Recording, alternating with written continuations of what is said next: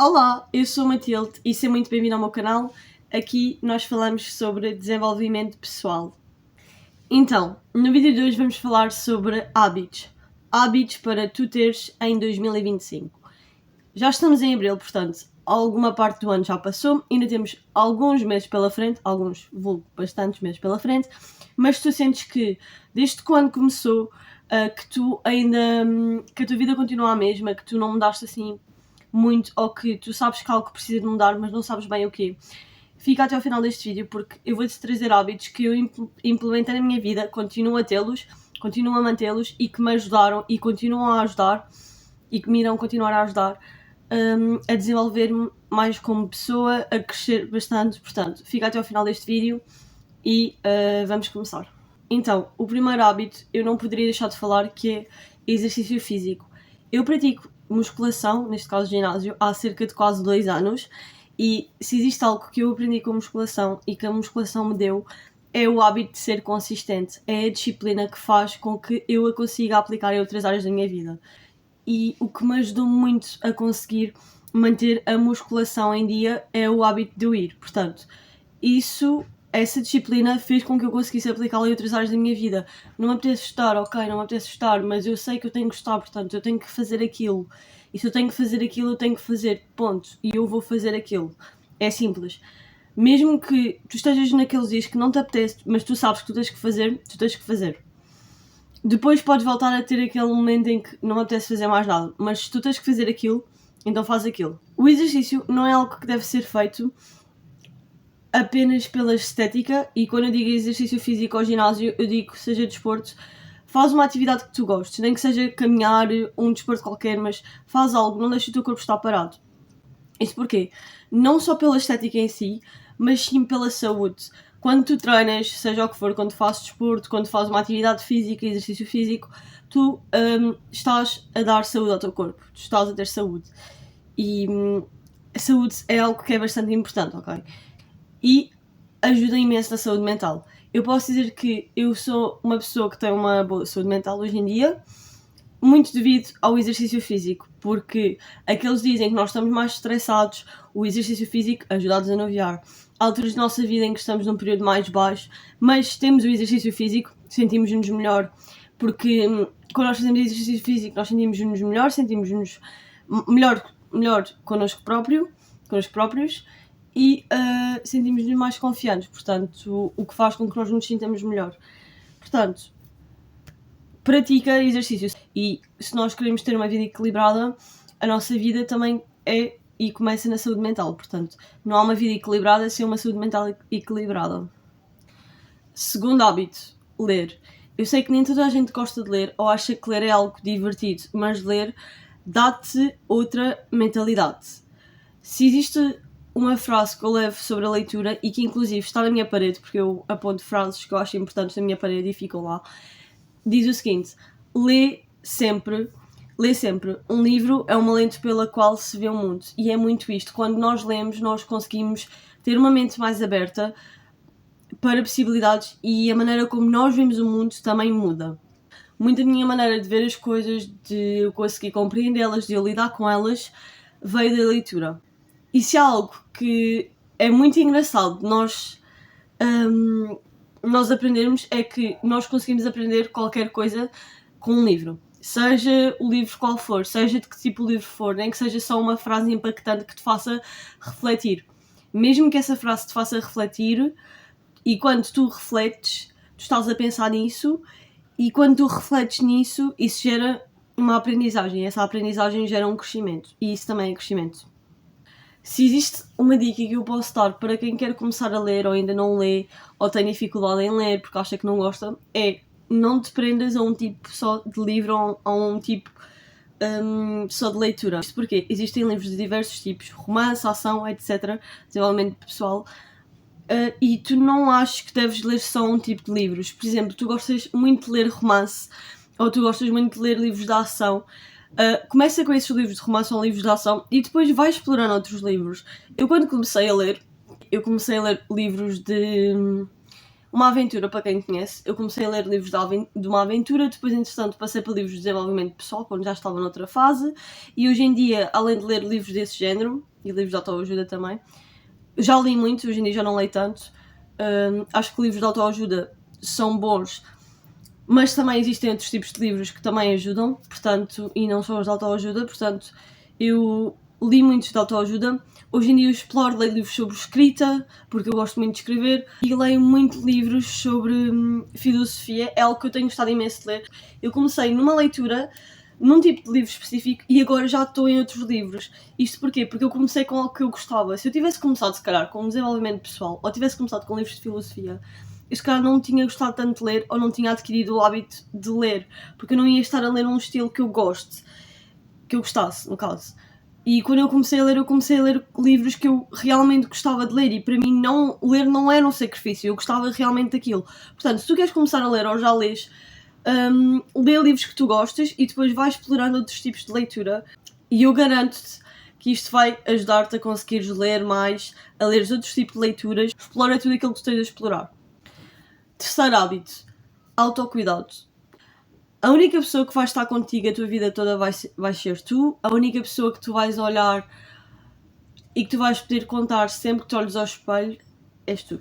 Não é mais ninguém.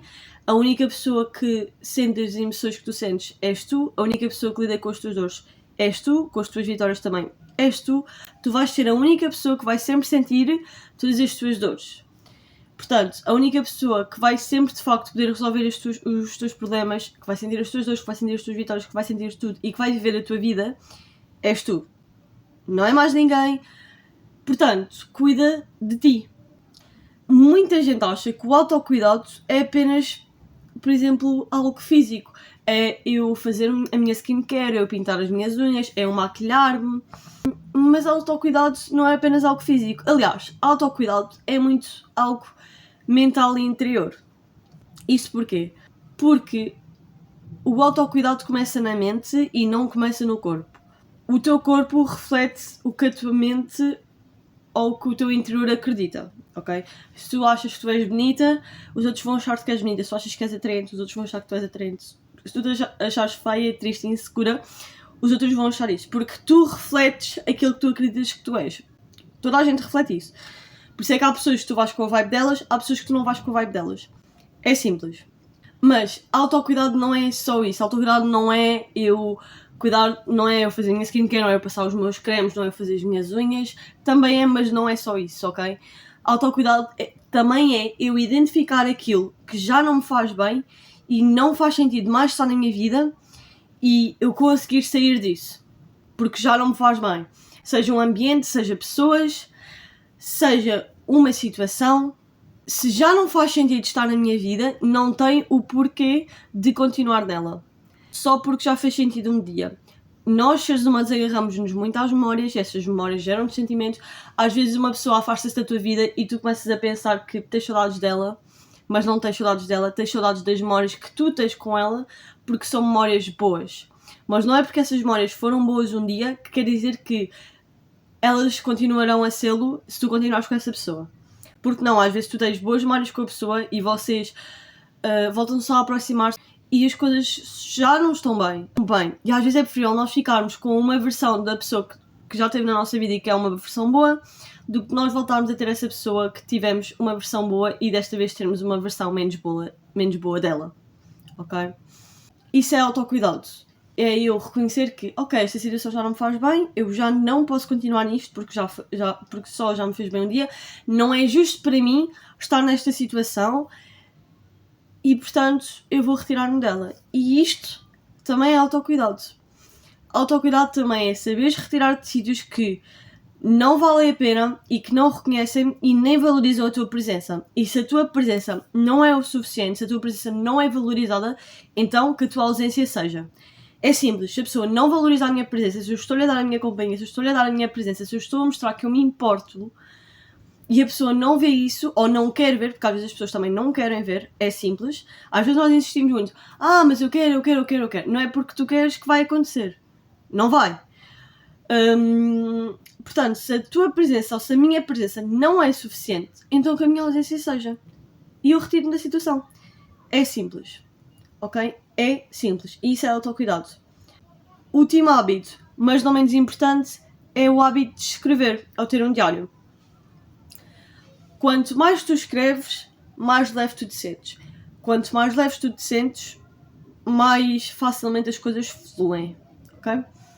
Quando tu passas para o papel aquilo que tu sentes, esses sentimentos deixam de ter tanto poder sobre ti.